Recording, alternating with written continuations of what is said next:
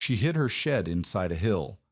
Gunner Torvaldson, who had survived 8 Dakota winters, told her plainly, "You stay out here through January. You'll watch those children freeze." She had $14, 2 children, and 20 cords of firewood she could not cut. On January 12th, 1888, the temperature dropped 40 degrees in 3 minutes. But 5 months earlier, Elsa Brynhild had never dug anything deeper than a garden row in her life. She arrived in Custer County, Nebraska in the summer of 1887 with $14, 2 children, and a dead husband's name on a homestead claim she'd never seen. The railroad agent in Broken Bow pointed northwest. 14 miles, he said. Follow the wagon ruts until you hit the creek, then another mile past that. Her quarter section sat where the loess hills buckled up from the prairie floor like the spine of some buried animal. 160 acres of grass and sky and nothing else. Elsa's daughter Martha was 9. Her son Peter was 6.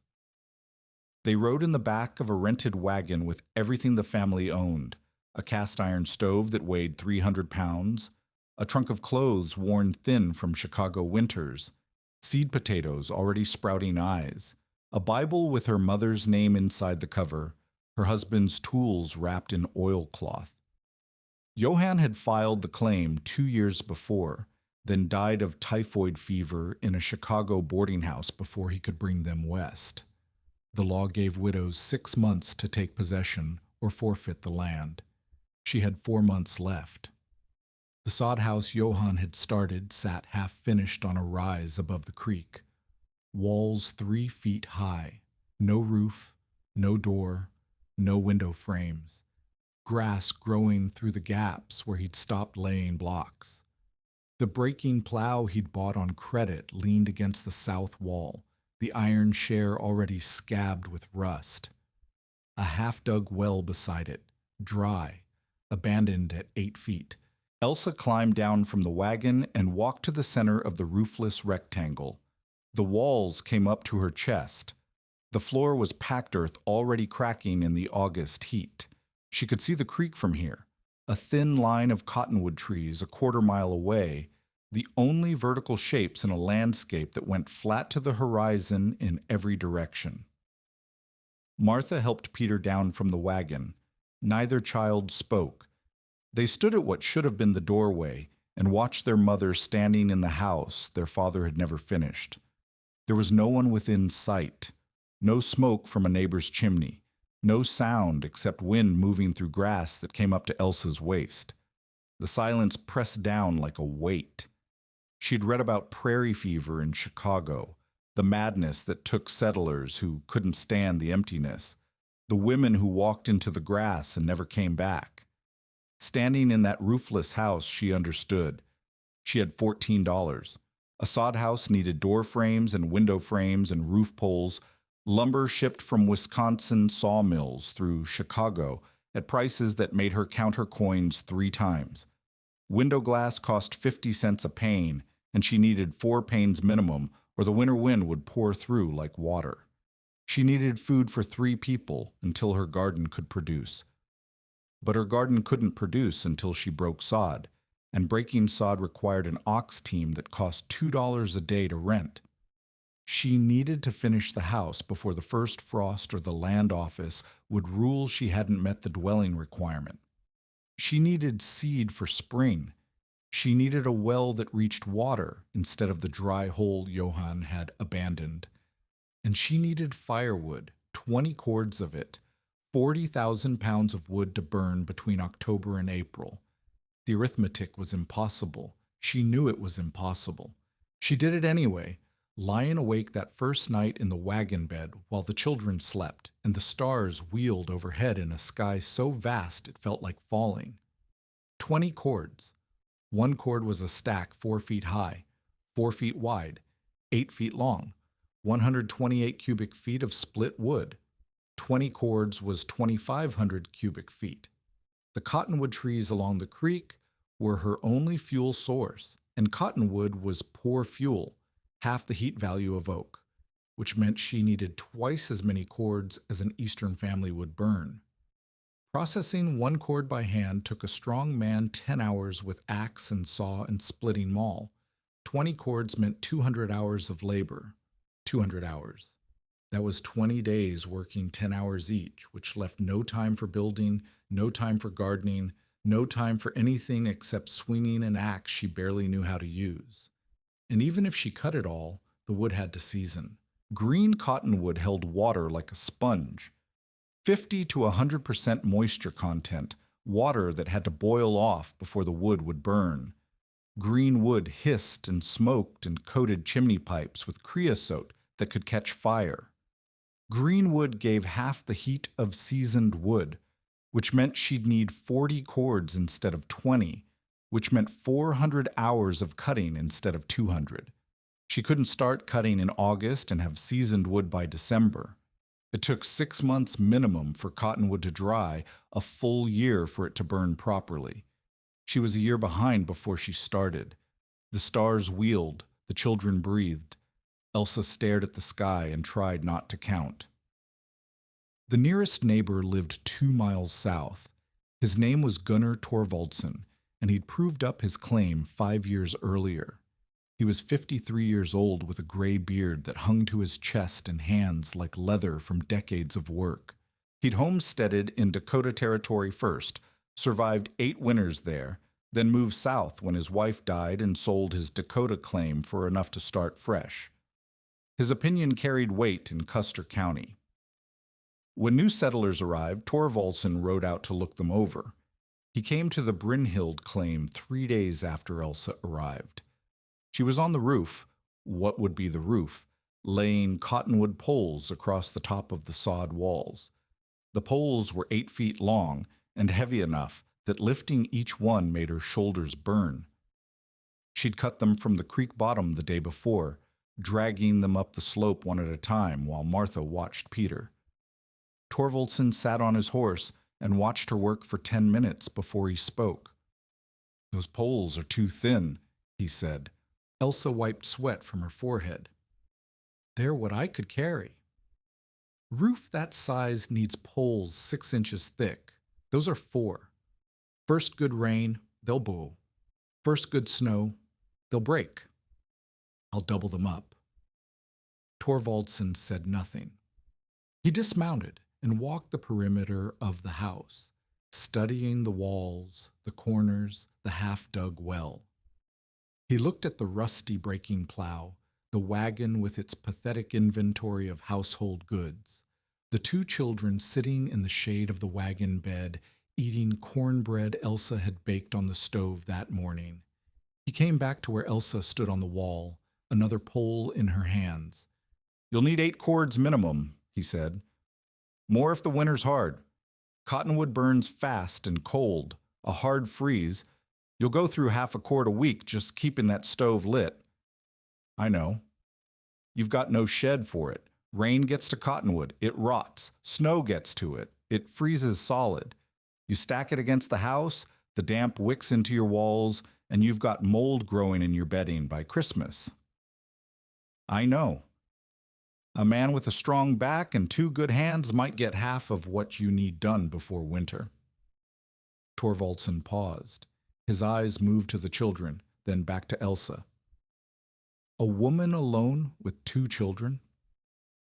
He shook his head slowly, like a teacher explaining failure to a student who would not listen. "Go back to wherever you came from," Torvaldson said. "Sell the claim to someone who can work it. There's men in Broken Bow who'd give you $40 for the quarter section and the improvements. That's enough for train fare back east and 3 months boarding when you get there." He paused. "You stay out here through January, you'll watch those children freeze. I've seen it happen. 1881, the Hendrickson family 2 miles north of my Dakota claim. Found them in February when the snow melted. Mother and 3 children in one bed, frozen together, still holding each other. The father had gone for wood and never came back. They found him in March, 50 yards from the house. He'd gotten lost in the snow." Elsa set down the pole. Her arms were shaking. "I've seen it happen," Torvaldson said again. "Families that came out here thinking hard work was enough. The plains don't care how hard you work. The planes just take. What would you have me do? Sell. Go home, find a husband if you want land.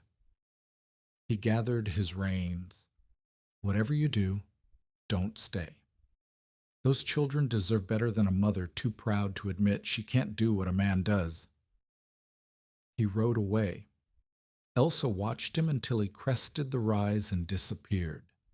Then she picked up the pole and lifted it into place. Her shoulders screamed. She didn't stop. The first month nearly broke her. She finished the sod house roof by working 14 hours a day. The poles Torvaldson said were too thin. She doubled them, laying a second layer across the first, then covered the poles with brush, then coarse grass, then a layer of sod blocks cut from the prairie, then a second layer of sod laid grass side up so it would grow and bind. The roof sagged in the middle. It would leak in a hard rain, but it was a roof. The door frame she built from cottonwood planks, split by hand with a wedge and mallet, working by firelight until midnight, then up again at dawn. The window frames came from the same tree, rougher work, gaps she stuffed with grass and sealed with mud that cracked and had to be sealed again. The glass cost $2 she couldn't afford. She bought it anyway. 4 panes, 12 inches by 18, set in mud and braced with sticks. Looking through them was like looking through dirty water, but they held the wind out. By mid-August, the house was done. It was 14 feet by 16, smaller than the Chicago apartment they'd left. The walls were 3 feet thick, cool in summer, warm in winter, in theory. The floor was packed earth that turned to mud when it rained. The ceiling was low enough that Elsa could touch it without reaching. The children slept on a straw tick in one corner. Elsa slept on another tick against the opposite wall. Between them, the cast-iron stove squatted like a black altar, its pipe running up through the sod roof at an angle Elsa wasn't sure was safe. It wasn't much, but it was enough for the land office. She'd met the dwelling requirement. Then she started on the firewood. The cottonwoods along the creek were thick enough to fell, 80 to 100 years old, their trunks 3 feet across at the base. She chose smaller ones, 2 feet, 18 inches, trees she could drop without getting crushed. Even those took hours. The axe bit into bark that was soft and stringy, nothing like the oak and maple she'd seen in Chicago. The wood underneath was pale, almost white, and it cut easier than she expected, but easy was relative. After 3 hours of chopping, her hands were blistered through the leather gloves she'd bought in Broken Bow. After 6 hours, the blisters had torn open, and her palms were raw meat. She kept cutting. Felling wasn't the hard part. Bucking was harder, sawing the felled tree into rounds 18 inches long, a length that would fit in the stove. Johann's crosscut saw was made for 2 people, one on each end. She used it alone, kneeling on the fallen trunk, pulling the saw toward her in long strokes that set her back on fire. Each cut took 15 minutes. A single tree had 20 cuts or more. Splitting was hardest. The rounds had to be quartered, then quartered again, reduced to pieces small enough to burn evenly. Cottonwood split cleanly when it was fresh, but it split hard when it was green. The moisture in the wood made it elastic, stubborn, resistant. She drove the splitting maul down, and the wood bounced. She drove it again, and the wood cracked, but didn't part. She drove it a third time, and finally the round fell open, white faces gleaming with sap. 4 swings per split, 8 splits per round, 20 rounds per tree, 15 trees per cord. By September, she had 3 cords cut and stacked against the south wall of the sod house. 3 cords, 17 to go. 60 days to the first hard freeze. Her hands were hamburger. Her shoulders had stopped hurting. She couldn't feel them anymore. She'd lost 10 pounds she didn't have to lose, and her dresses hung on her like sacks. Martha had taken over the cooking, such as it was. Cornbread, salt pork, beans from the Broken Bow store on credit she couldn't repay. 3 cords. That was maybe 4 weeks of heat if she burned carefully. That left 12 weeks of winter unfueled. The first cold snap hit in early October, temperatures dropping to 20 degrees overnight, frost thick on the grass every morning, ice in the water bucket by the well. Elsa looked at her woodpile. 3 cords exposed to the sky, damp from the night air, frosted with ice crystals that glittered in the morning sun. She cut faster, slept less, ate less so the children could eat more. By the end of October, she had 7 cords stacked, but the wood was green, barely seasoned, still weeping sap when she split it. When she burned a test piece in the stove, it hissed and smoked and gave off half the heat it should. The chimney pipe turned black with creosote. She climbed up on the roof and scraped it clean with a stick, terrified the whole time that the sod would give way and she'd fall through into the house. And now she had a new problem. The woodpiles sat against the south wall of the sod house, exposed to the sky. When the first November rain came, a cold drizzle that lasted 3 days, it soaked the top layers. When the rain turned to sleet, the sleet froze the soaked wood into a solid mass, rounds frozen together, splits welded by ice. When she tried to pry pieces free, they came apart in wet chunks that wouldn't light at all. She was losing wood faster than she could cut it. 3 cords ruined in one storm. 3 cords she'd spent 30 hours cutting. 3 cords of blistered hands and aching back and skipped meals. Gone. Rotting. Torvaldson rode by in mid-November. He didn't dismount. He just sat on his horse and looked at the frozen woodpile, the ice-locked rounds, the woman trying to pry pieces free with an axe blade. "Told you," he said. "Should have sold and gone home." He didn't offer to help. He didn't say anything else. He just rode away. Elsa dropped the axe. Her hands were shaking too badly to hold it. Inside the house, through the foggy window glass, she could see Martha trying to coax fire from the green wood in the stove, smoke pouring from every crack, Peter huddled under a blanket on the straw tick. She had 4 cords that were dry enough to burn. Maybe 3 weeks of heat if she was careful. The nearest neighbor who might help had just told her to give up. The nearest store was 14 miles away, and her credit was exhausted. She was going to fail. Torvaldson was right. She was going to watch her children freeze. The idea came to her 3 days later, on a bitter afternoon when the sky was iron gray and the wind cut through her coat like it wasn't there. She'd walk to the creek to check if the ice was thick enough to cross. Peter had a cough that wouldn't go away, and the store in Broken Bow sold medicine on credit if you begged hard enough. But crossing the creek meant climbing down the bluff on the near side and up the bluff on the far side, and the bluffs were steep with fresh snow. She stood at the edge, looking down. The bluff face was pale yellow-gray, loess, the wind-blown silt that covered the plains in layers tens of feet thick. She had heard the word from Torvaldson, loess, pronounced like less, German for loose, but it wasn't loose. Where the creek had cut through, the loess stood in vertical walls, clean as if sliced with a knife.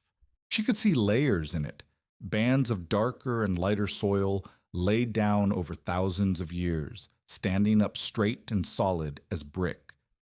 Elsa reached out and touched the face of the bluff. The loess was cold, gritty, firm under her fingers. She dug her fingernails in and pulled. A chunk came away, but the wall behind it stayed solid. She thought of root cellars in Chicago, underground rooms where grocers stored vegetables through the winter. Her mother had told her about the cellars in the old country, stone rooms dug into Norwegian hillsides where potatoes and turnips stayed cool in summer and unfrozen in winter. "The earth keeps a constant temperature," her mother had said. "Cold things stay cold, warm things stay warm." The earth remembers nothing of what the air does. The hillsides in Norway had been stone. Here they were loess. but Loess stood up like stone. She'd watched wagon wheels cut into it and leave clean edges that stayed sharp for months. She'd seen gopher holes in loess bluffs that had been there for years, perfectly round, perfectly intact. The loess didn't crumble, it didn't cave, it just stood there, holding its shape against wind and rain and time. She looked at the bluff, looked at the frozen woodpile back at the house, looked at the vertical wall of loess, 5 feet high, facing south, protected from the north wind by the rise above it. The earth stays warm. What if she didn't need a shed at all? What if she dug one? The logic assembled itself piece by piece, cold and clean and desperate. A hole in the hillside would stay above freezing. She knew that from the root cellars, knew that the earth held 45 degrees, or 50, even when the air dropped to 20 below. A hole in the hillside would block the rain, block the snow, block the wind that drove moisture into every crack. A hole in the hillside required no lumber, no nails, no money she didn't have, just a spade, just labor, just time she was already spending on wood she was losing anyway. If she dug for 2 weeks instead of cutting, she'd lose 2 weeks of wood production. But she'd gain a place to store what she had, a place where rain couldn't reach it, where snow couldn't freeze it, where the creeping rot of winter dampness couldn't destroy it. It was a gamble, everything she had left on one bet. She walked home that night with the calculation burning in her mind. The next morning, a woman named Ingrid Halvorson stopped by. Ingrid's claim was 4 miles east, and she'd proved up the year before, one of the few single women in the county to do it without marrying first. She was 28, plain-faced, practical, with hands as rough as any man's from work she'd done alone. She'd heard about the widow on the Brynhild claim and came to see if the rumors were true. They were true. Ingrid looked at the frozen woodpile, the ice-locked splits, the thin children peering from the doorway of the sod house, the hollowed-out woman standing among the ruins of her winter fuel. "That wood's ruined," Ingrid said. "You know that." "Some of it. The bottom layers are still dry." "The bottom layers are 3 cords, maybe 4 if you're lucky." Ingrid walked to the pile and pulled at a frozen split. It came free with a crack like breaking bone, ice crystals falling from its surface. 4 cords won't get you to February." "I know. What are you going to do?" Elsa set down the axe she'd been carrying. Her hands were shaking. Cold, exhaustion, something else. "I'm going to dig a cellar," she said, "into the bluff by the creek. Store the wood underground where the rain can't reach it, where the snow can't reach it, where it can't freeze and can't rot, and can't be ruined by weather I can't control." Ingrid stared at her. For a long moment she said nothing. "You're going to dig into the bluff." "The loess stands. I've looked at it. I've touched it. It's like soft stone. And the ground stays warm, warmer than the air anyway. 50 degrees, 45 degrees above freezing all winter." "The ground stays warm for potatoes," Ingrid said slowly.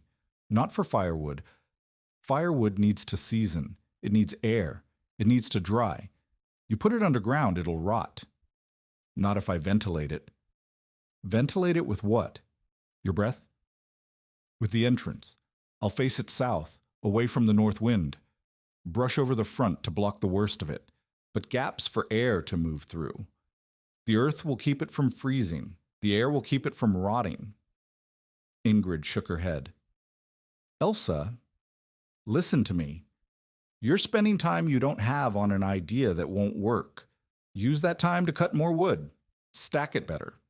Build a lean-to with brush to keep the rain off. That's what works. That's what everyone does. Everyone loses half their wood to weather. I've asked around. Torvaldson lost 4 cords to rain last winter. The Hendricksons, before they died, they burned furniture in January because their woodpile froze solid. Torvaldson has 12 cords to spare. The Hendricksons died of other things." Ingrid's voice sharpened. You try this cellar idea, you're not cutting, you're not stacking.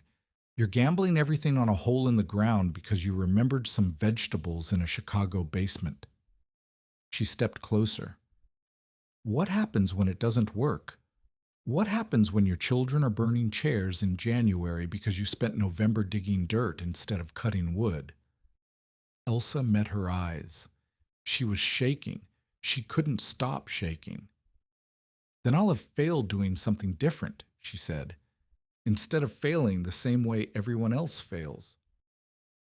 Ingrid held her gaze for a long moment. Then she turned and walked back to her horse.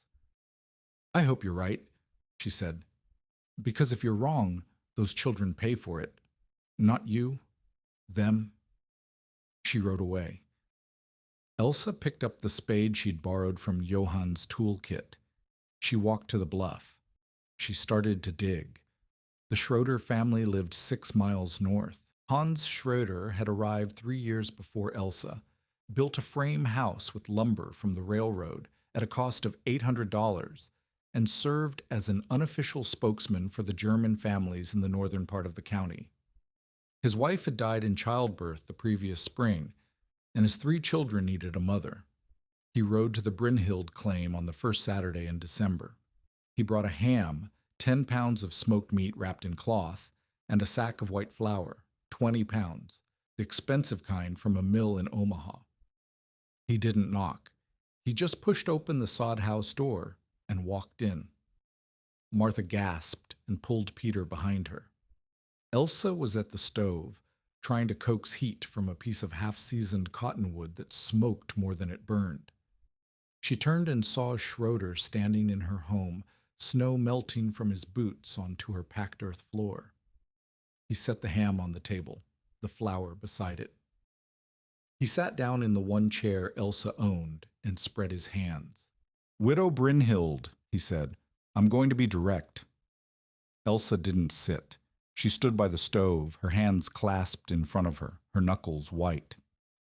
I've heard about your situation, Schroeder said. Everyone has. The widow digging caves in the bluffs while her children go hungry. Torvaldson thinks you're mad. Halverson thinks you're stubborn. I think you're desperate, and desperate people make poor decisions. He paused. His eyes moved around the room, the bare walls, the straw ticks on the floor, the empty shelf where food should be, the 2 children watching from the corner with eyes too old for their faces. You have 2 choices, he said. Sell the claim and go back east, or marry someone who can work it properly. Torvaldson says your woodpile is ruined. Halverson says you'll be out of fuel by February. The children look thin. The house looks bare. He spread his hands. There's no shame in admitting you can't do what a man does. There's only shame in letting your pride kill your children. Martha made a sound, something between a gasp and a sob. Elsa held up a hand to quiet her. What are you proposing? Schroeder smiled. It wasn't a kind smile. I have a frame house. Warm, solid, tight. I have 80 acres broken and producing. I have 12 cords of seasoned oak shipped from Iowa at considerable expense. Real wood, hardwood, not the trash that grows in these creek bottoms. I have 3 children who need a mother and means enough to support 2 more. He paused. You marry me, your children eat. Your claim merges with mine. You don't freeze. Elsa looked at the ham. 10 pounds of meat. A month of protein for 3 people. She looked at the flour. 20 pounds. Biscuits and bread and dumplings. Real food instead of the cornmeal and salt pork they'd been living on. She looked at her children. Martha's face was pale and set. Peter was holding his sister's hand so tight his knuckles were white. And if I don't marry you? Schroeder shrugged. Then you freeze. Or you sell to me at a loss and leave. Either way, that quarter section becomes mine eventually. The only question is whether you're alive and standing on it when that happens. He stood, brushing snow from his coat. Think about it. I'll be back after Christmas for your answer. One way or another, I get what I want. The only question is what you get out of it. He walked to the door, paused, turned back. One more thing. I've heard about your cave, your little project in the bluffs. His smile widened. When it fails, and it will fail, because holes in the ground are for potatoes, not firewood, don't come crying to me. I offered you a way out. You chose to dig instead. He left. The door banged shut behind him. The ham sat on the table, pink and obscene. The flour sat beside it, white as snow. Martha's voice was barely a whisper. We're not eating that. Elsa picked up the ham, picked up the flour. She carried them outside, the cold biting through her thin dress, and set them on the ground beside the tracks Schroeder's horse had left in the snow. If he wants them back, she said, he can come get them. She went to the bluff. She dug until she couldn't see. Then she came home and slept 4 hours and went back at dawn to dig some more. By mid-December, the cellar was taking shape. She'd chosen her site carefully, a south-facing section of loess bluff where the bank rose 6 feet above the creek bottom, protected from the north wind by the hill behind it. The loess was exactly what she'd hoped, firm enough to stand in clean vertical walls, soft enough to cut with a spade. Each spadeful came away in a solid chunk, pale yellow-gray, slightly damp, cool to the touch even when the air above was freezing. She dug 8 feet wide and 12 feet deep into the hillside. The floor sloped slightly toward the entrance, half an inch per foot, enough for water to drain, but not enough to roll a piece of split wood. The ceiling started at 5 feet and rose to 6 as she went deeper, high enough to stand beneath, low enough to brace with the cottonwood poles she'd cut for the purpose. The poles were the hardest part. She needed 8 of them for the roof, thick cottonwood logs 6 inches across, cut from the largest trees along the creek and dragged up the bluff one at a time. Each log weighed 100 pounds or more. She tied a rope around one end and pulled, her feet slipping in the snow, the rope cutting into her shoulders, the log leaving a deep furrow in the loess as it scraped upward. After the first log, she couldn't straighten her back. She pulled the second log, bent over, shuffling like an old woman. After the third log, her right shoulder stopped working, a grinding pain that ran from her neck to her elbow every time she moved. She tied the rope around her waist and pulled the fourth log with her legs, walking backward up the bluff while the pain in her shoulder throbbed like a second heartbeat. Martha helped where she could.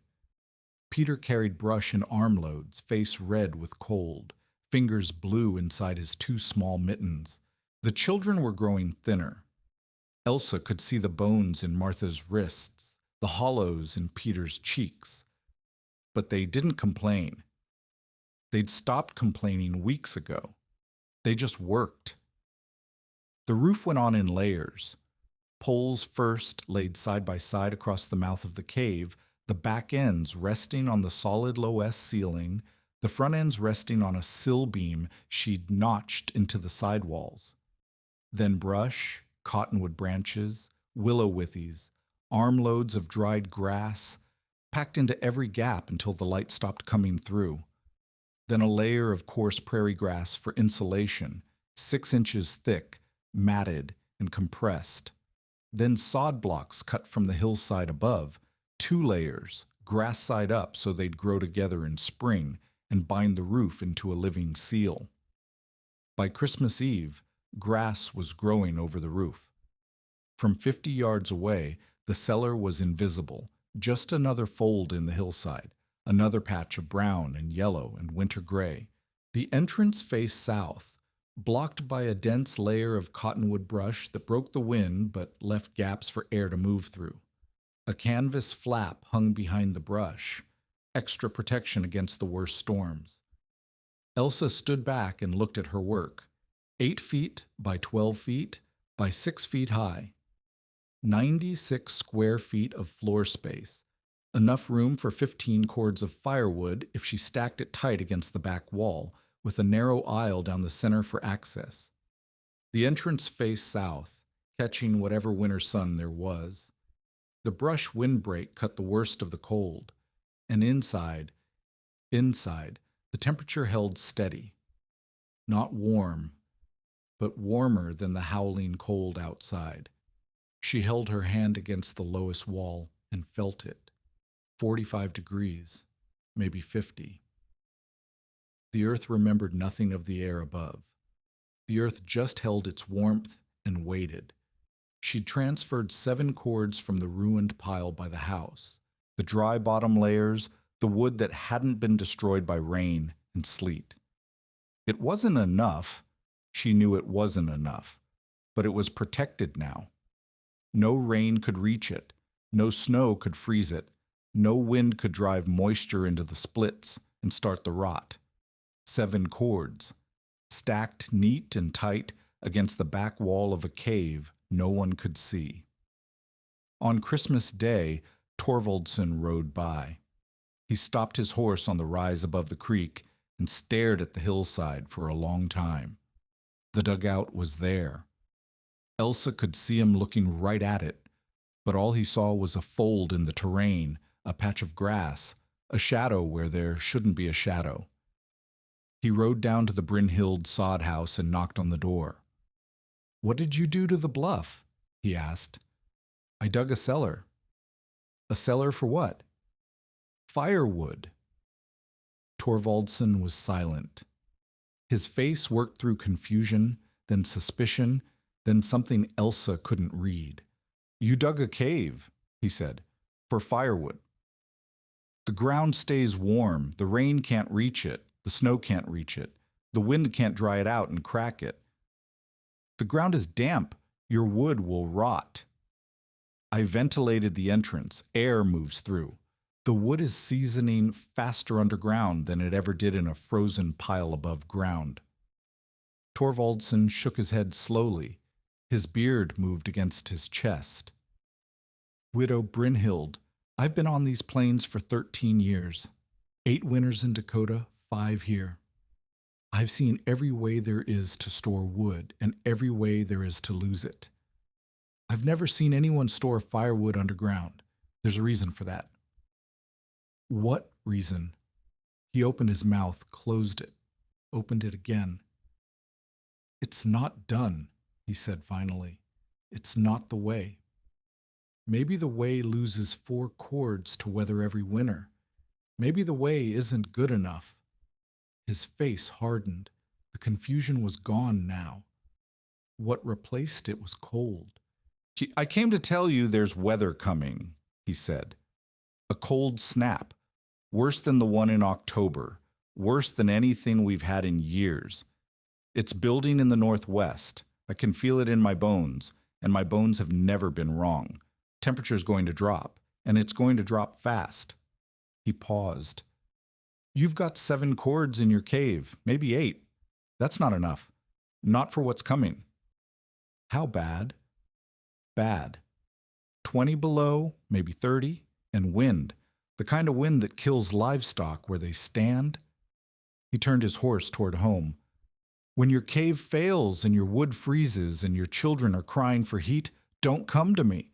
I warned you. 3 times now I've warned you. Whatever happens from here is your own doing." He rode away. Elsa stood in the doorway and watched him go. The northern sky was gray, darker than it should be for afternoon. The wind was shifting, coming around from the northwest, sharp and cold and getting colder. She had 8 cords. She needed 20. She had 12 weeks of winter left, at least 12 weeks. And the worst cold snap in years was building in the north, gathering strength, rolling south across the empty plains toward her sod house, her hidden cellar, her children huddled by a stove that burned through wood faster than she could replace it. She went inside and closed the door against the wind. But the wind found its way in anyway. It always did. The cold snap Torvaldson predicted came 3 days after Christmas. It wasn't the worst Elsa had seen, not yet. The temperature dropped to 15 below and held there for a week, the air so cold It burned her lungs when she breathed. The creek froze solid. The water in the bucket by the well turned to ice overnight and cracked the wooden staves. She wrapped the children in every blanket they owned and kept the stove burning day and night, feeding it split after split of the cottonwood she'd stored in the dugout. The wood burned clean, burned. That was the first thing she noticed. The pieces she pulled from the hillside cache were dry to the touch, lighter than they'd been when she'd stacked them, the sap long gone. They caught fire easily, burned hot and steady, gave off heat without the hissing and smoking of green wood. The cottonwood she'd transferred from the ruined pile, wood that had been sitting in the cave for less than a month, was burning better than wood that had been stacked outside for 3. She didn't understand why. She didn't care why. She just kept feeding the stove and watching the temperature inside the sod house hold at 50 degrees while the world outside dropped to 20 below. By New Year's Day, she'd burned through 1 cord. 7 left. 11 weeks of winter remaining. The math was still bad, but it was better than it had been. The second week of January brought a strange warmth. Elsa woke on the morning of January 11th to find the frost on the inside of the window glass had melted. The air outside was still cold, 20 degrees, maybe 25 on, but after a week of 15 below, it felt almost mild. She opened the door and breathed deep, and her lungs didn't burn. Peter's cough had finally faded. Martha's color was better, her cheeks less hollow than they'd been at Christmas. They'd made it through the worst cold snap in years with fuel to spare. The dugout had held. The wood had stayed dry. Elsa walked to the bluff that afternoon to check on her supply. The brush over the entrance was undisturbed, the canvas flap behind it stiff with frost, but intact. She pushed through and stood in the dim coolness of the cave, running her hand over the stacked wood.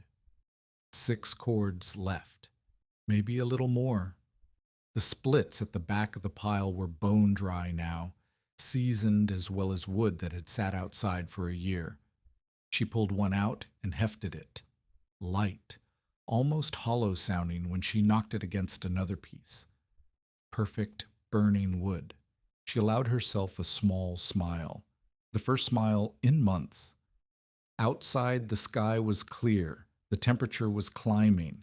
Farmers in the settlement were working in shirt sleeves, she'd heard, finishing chores they'd put off during the cold snap, enjoying the brief reprieve. The children at the schoolhouse 3 miles south had walked to class without heavy coats. It felt like the worst was over.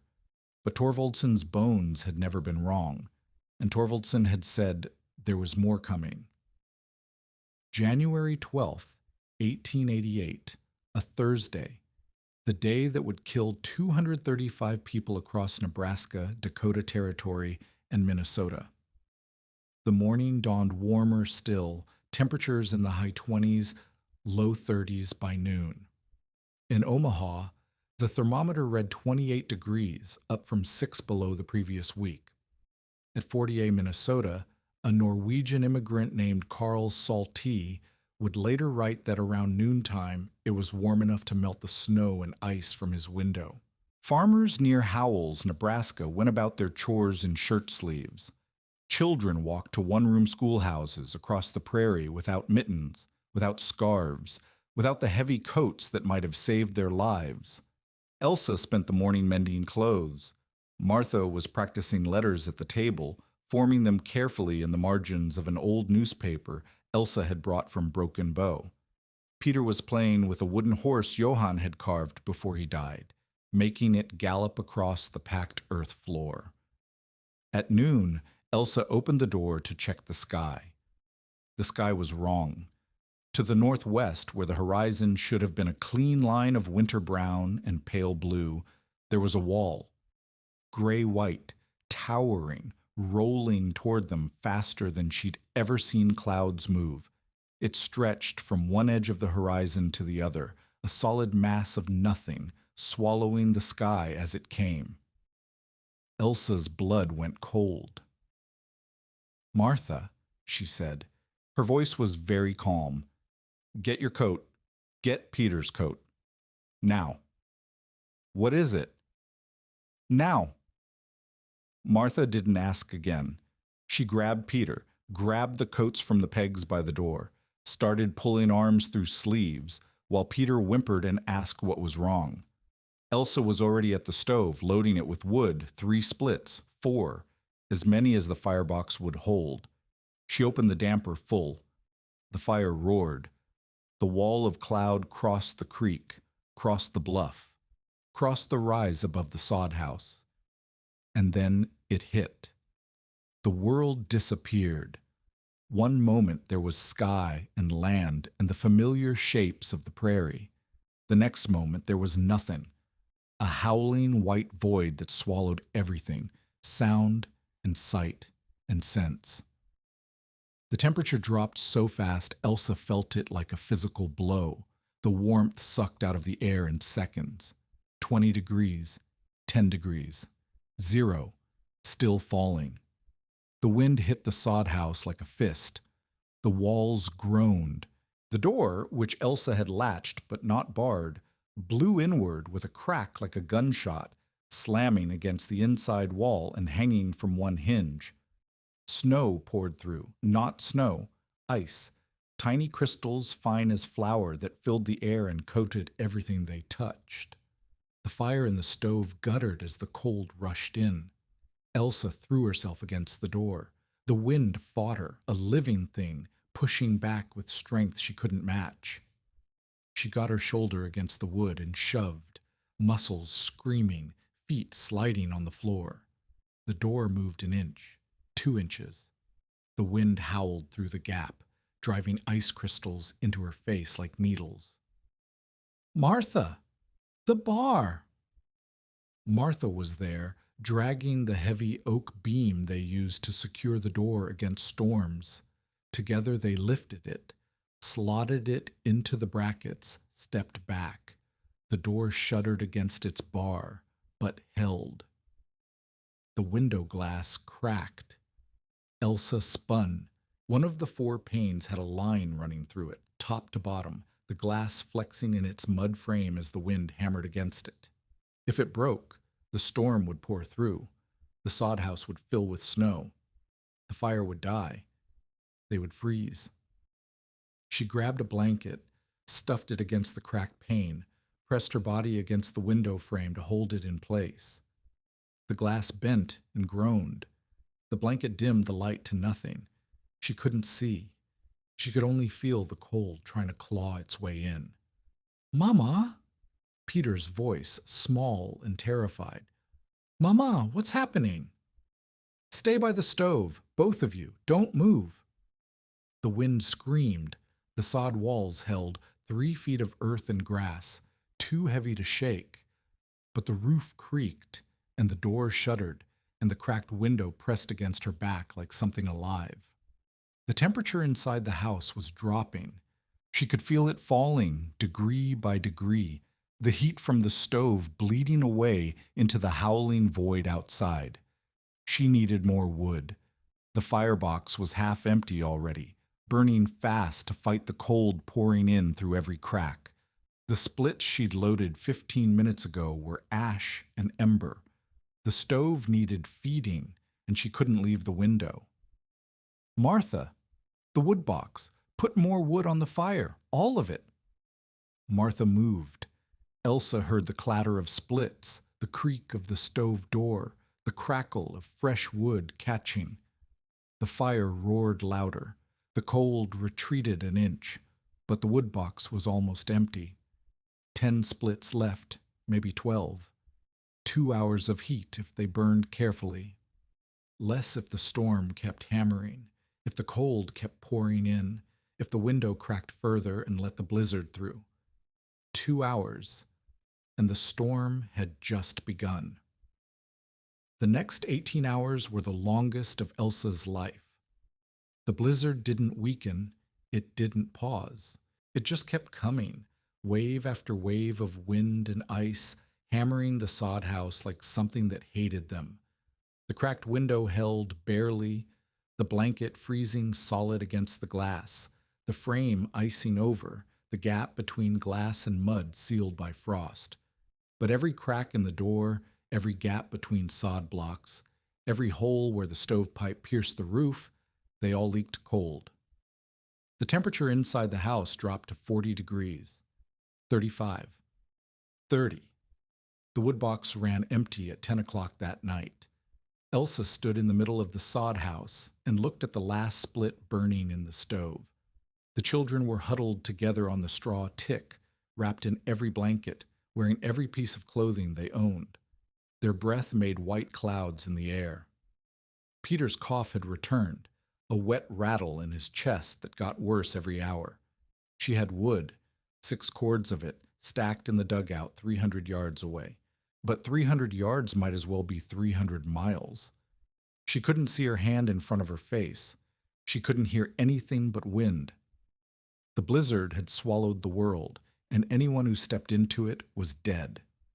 George Poole, a teacher at a schoolhouse near Lee, had sent 2 boys tied together with scarves to fetch fuel from a shed 30 feet away. That was the kind of distance that killed in a storm like this. 30 feet. Elsa needed to cross 300 yards. She couldn't do it. No one could do it. But if she didn't, the fire would die. And if the fire died, they would freeze. Not tonight, maybe. They could burn the chairs, the table, the door frame if they had to. But the blizzard might last days. She'd heard of storms that lasted days, and there wasn't enough furniture in the sod house to burn for days. The last split crumbled into embers. Elsa pulled on her coat, her mittens, her heaviest scarf wrapped twice around her face until only her eyes showed. "Martha, I'm going to the dugout." Martha's face went white. "You can't." "I have to." "You'll die. You'll get lost, and you'll die, and we'll be alone." "I won't get lost. I know the way." "You can't see." "No one can see." "I'll feel my way. The ground slopes toward the creek. The bluff is at the bottom of the slope. I'll find it." "Mama, if I'm not back in an hour, burn the chairs, then the table, then the door. Keep Peter warm." Elsa's voice was steady. She didn't feel steady. She felt like she was made of glass, and the slightest touch would shatter her. "I'll be back." She unbarred the door. The wind tried to tear it from her hands. She slipped through the gap and pulled it shut behind her, heard Martha slam the bar back into place. Then she was alone in the blizzard, and the world was white, screaming nothing. She couldn't see. She couldn't hear. She could barely breathe. The wind drove ice crystals into her face, her nose, her eyes, filling her lungs with cold that felt like drowning. She took one step, and the wind nearly knocked her down. She took another step and lost all sense of direction, the white closing in from every side until she didn't know which way was forward, which way was back, which way led to the dugout, and which way led to death. She stopped, forced herself to think. The slope. The ground sloped toward the creek. If she walked downhill, she'd reach the bluff. The bluff faced south, and she dug the dugout into the south-facing wall. Find the bluff, follow it west, find the dugout. She started walking, downhill, into the wind. The cold was incredible. It cut through her coat, her dress, her skin, her bones. Her feet went numb in 30 seconds. Her hands went numb in 60. She kept walking, one step at a time, feeling the ground slope beneath her boots, fighting the wind that wanted to push her sideways, backward, down. She fell. The snow buried her to the waist. She struggled up, kept walking. She fell again. This time her face hit the snow and she tasted ice, cold so intense it burned her lips. She pushed herself up with arms that shook and legs that wouldn't work right. Keep walking, downhill, into the wind. Time stopped meaning anything. She might have been walking for 5 minutes or 50. The cold was inside her now, curling around her heart, slowing everything down. Her thoughts were sluggish, stupid. Just walk. Just walk downhill, just find the bluff. Her foot hit something that wasn't snow. She fell forward, hands out, and her mittens touched cold earth. Vertical earth. A wall of loess, hard and smooth, rising above her head. The bluff. She'd found the bluff. She followed it west, one hand on the wall, feeling the loess slide beneath her frozen fingers. The wind was less fierce here. The bluff blocked the worst of it, created a narrow pocket of almost stillness in the howling void. She kept walking, kept touching, kept feeling for there. Brush. Cottonwood branches, stiff with ice, piled in a wall she recognized because she'd built it herself. The entrance to the dugout. She pushed through the brush, pushed aside the canvas flap, stumbled into the darkness of the cave, and the wind stopped. The silence was so sudden it felt like a blow. One moment the world was screaming, the next, nothing. Just the darkness, the smell of earth and dry wood, the feeling of solid ground beneath her feet. She stood there for a long moment, breathing, just breathing. The air inside the dugout was cold, but not killing cold. 45 degrees, 50 maybe, the same temperature it had held all winter. Her lungs stopped burning, her heart stopped racing. The shaking in her hands was just cold now, not terror. She felt her way to the woodpile. Her eyes were adjusting to the darkness, picking out shapes in the dim light that filtered through the brush. The splits were there, stacked neat and tight against the back wall, exactly as she'd left them. She ran her hand over them, dry, solid, ready to burn. She loaded her arms. 5 splits, 6, as many as she could carry, staggered back toward the entrance. Outside, the blizzard still howled, but she knew the way now. Uphill, hand on the bluff wall until the wall ended, then straight up the slope toward where the sod house should be. 300 yards.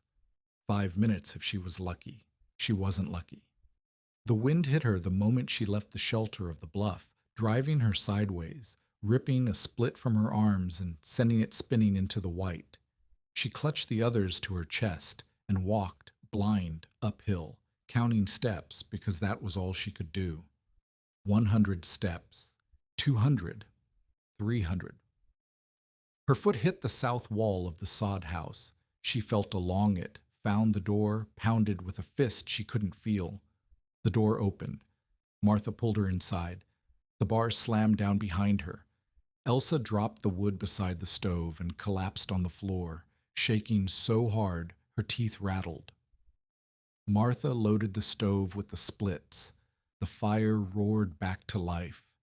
Heat poured over Elsa's frozen face, her frozen hands, her frozen legs that had carried her 300 yards through the worst blizzard in years. She'd made it. She'd made it, and she had wood, and her children were alive. "Mama?" Peter's voice, small and hopeful. "Did you find the wood place?" Elsa started to laugh. She couldn't stop. She lay on the floor of the sod house, with the blizzard screaming outside, and the fire roaring inside, and she laughed until the tears froze on her cheeks. She made the trip 3 more times that night. Each time was easier. She'd found a rope in the wagon, 50 feet of hemp she'd forgotten she owned. She tied one end to the door handle of the sod house and paid it out as she walked, following the slope down to the bluff, following the bluff to the dugout. On the way back, she followed the rope, hand over hand, the splits clutched to her chest. By dawn, she'd moved 20 splits, 3 days' worth of fuel if she was careful. Her hands were frostbitten, white patches on her fingers that would blister and peel. Her feet were numb inside boots that had frozen solid, but the fire was burning, and the children were warm, and when the blizzard finally blew itself out at noon on the 13th, they were alive. They walked outside into a changed world. The prairie was white. Drifts 15 feet high buried fences, walls, anything that stood above the ground. The air was still, the terrible stillness that follows a killing storm, and the temperature was 30 below, cold enough that exposed skin froze in seconds. The sky was a pale, empty blue, and everywhere, as far as Elsa could see, there was destruction. Torvaldson's shed, the one where he stored his 12 cords of seasoned oak, was gone. Not damaged, gone. The wind had picked it up and scattered it across 3 acres, boards and splits, and shattered timbers tangled together in the drifts.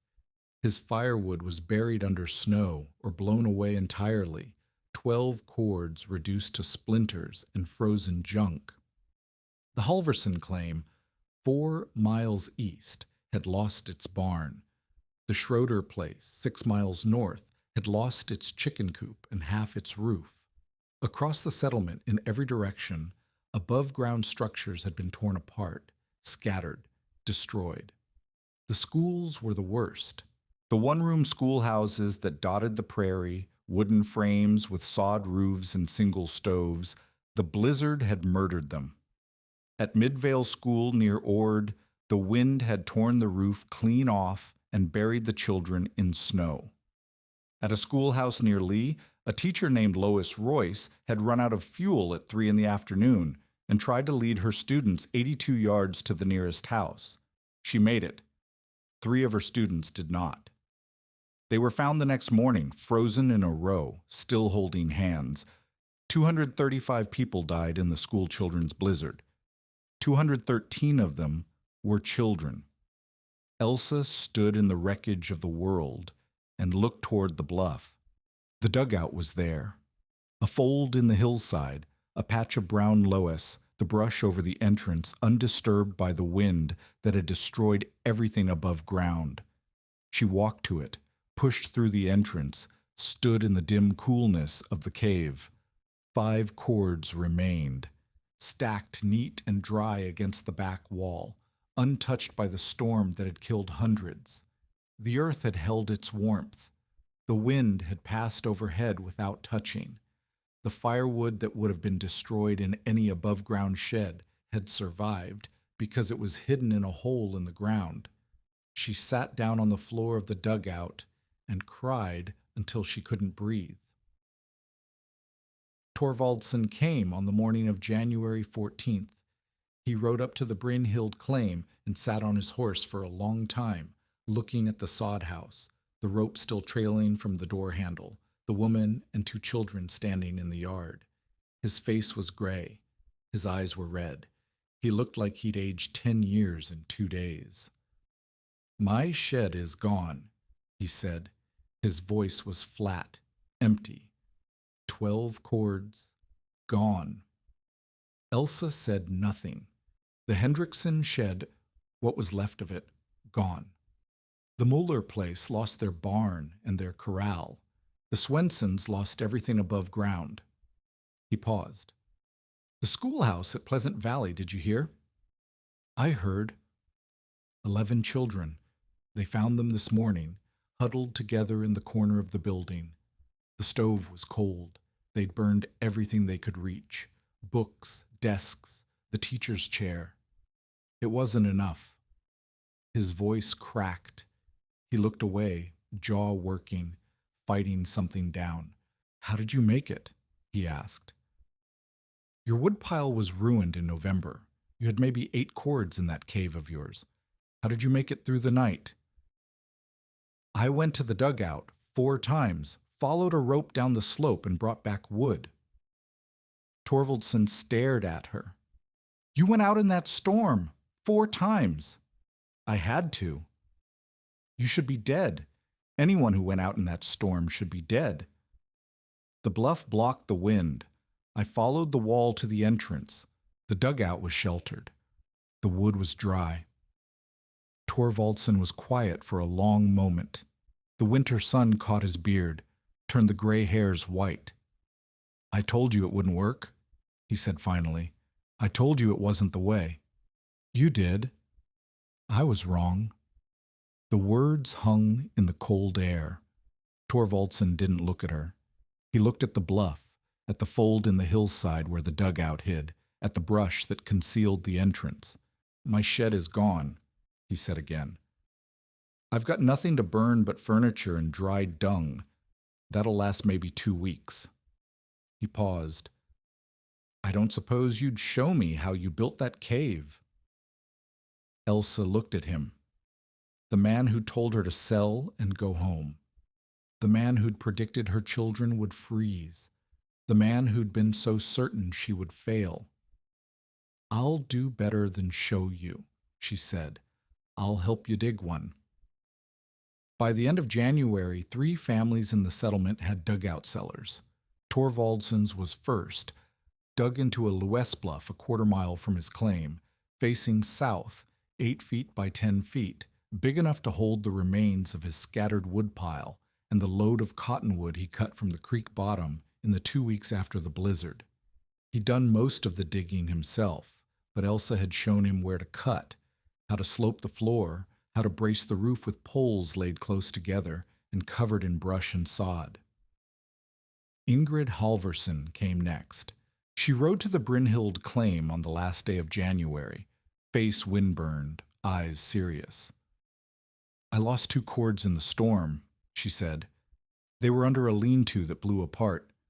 I've got 4 cords left, and February's the coldest month. There's a bluff on the east side of your claim. I saw it when I came through last fall. I know the one. Dig into it, 8 feet wide, 10 feet deep. Slope the floor, brace the roof, cover the entrance with brush and canvas. Elsa paused. I was wrong to say it would work for everyone. I don't know if it will, but it worked for me. Ingrid nodded. I said you'd fail doing something different instead of doing what everyone else does. I was wrong, too. She rode away. A week later, she had a dugout of her own. The Muller family came after that, then the Swensons, then a German-Russian family named Baumann, who had experience with earthen construction from the old country. By March, 6 families in the settlement had underground storage. By the following winter, that number had doubled. Schroeder never came. Elsa saw him once, in Broken Bow, buying lumber at the railroad yard. He looked at her across the stacks of white pine, and his face went hard. He didn't speak. He just turned away and loaded his wagon and drove north without a word. His offer of marriage was never mentioned again. The winter of 1887 to 88 killed hundreds across the Great Plains. But it didn't kill Elsa Brynhild. It didn't kill Martha or Peter. It didn't kill the other families in Custer County who learned from a widow's experiment and dug their firewood into the hills.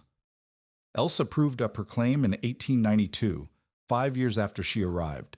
The land office inspector noted a sod house in good repair, a frame barn built with lumber she'd earned selling vegetables in Broken Bow, 50 acres broken and producing a well that reached water at 20 feet, and a dugout cellar in the bluff above the creek that she called her hidden shed. He didn't ask what it was for. She didn't explain. She never remarried. Martha grew up on the claim, married a farmer's son from the next county, moved to Lincoln to raise her own children. Peter stayed on the land, took over the quarter section when Elsa's hands got too stiff to work, built a frame house beside the sod house his mother had finished alone. Elsa died in 1917 at 73 years old in the frame house her son had built. She was buried in the cemetery at Broken Bow, beside a headstone that listed her name, her dates, and nothing else. The dugout lasted longer than she did. Peter used it for root vegetables mostly, potatoes, turnips, carrots that stayed cool in summer and unfrozen in winter. His children played in it, called it Grandmother's Cave, knew the story of the blizzard without knowing what it meant. By the 1940s, the entrance had collapsed, and the brush had rotted, and the hillside had smoothed over until only a shallow depression marked the place where Elsa had dug her way to survival. But the loess still stood. and the earth still held its warmth. And if you walked to that fold in the bluff above the creek on a cold January morning with the wind cutting in from the north, you could still feel the difference. The air a few degrees warmer in the shelter of the hill, the ground holding its heat against the cold. On January 12th, 1888, the temperature dropped 40 degrees in 3 minutes. Gunnar Torvaldson, who had survived 8 Dakota winters, had told Elsa Brynhild plainly, "You stay out here through January, you'll watch those children freeze." She had $14, 2 children, and 20 cords of firewood she could not cut. She dug a hole in a hillside instead. The wind that tore apart every above-ground shed in the settlement passed over her hidden cache without touching it. The cold that killed 235 people across the Great Plains stayed 45 degrees warmer inside her cave. The firewood that would have frozen, rotted, scattered, or burned out stayed dry and stacked and ready. Torvaldson's 12 cords were gone. The Hendricksons' shed was gone. The schoolhouse at Pleasant Valley ran out of fuel at noon, but Elsa Brynhild walked 300 yards through a killing blizzard, found her hidden shed by feel, and carried enough wood back to her sod house to keep her children alive through the night. She had dug straight into the earth. The earth had kept its promise, and her firewood stayed dry through the blizzard.